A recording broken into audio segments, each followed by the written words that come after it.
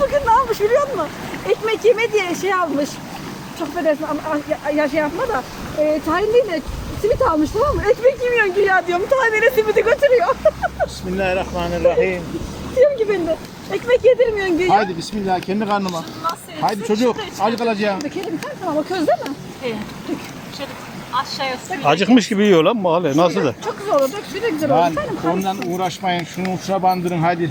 Uşak. bakayım ben. Ver bakayım onu bir. Döksün onu. Karıştır. Yarımı yemeyin. Karıştıracağım, Bütümü dur. bölmeyin. Karnınızı doyurun. Karıştıracağım dur. Sana karıştıracağım dur. Tuz nerede? Sarımsağı bir ezeyim.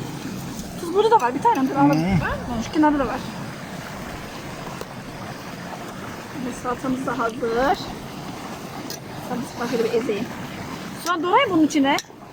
Ay iyi olur. Hemen doğrarım. Şey yok mu? Közlemedin mi soğanı? Yok, soğan atmadım ki gözün içine. Sarımsak attım sadece.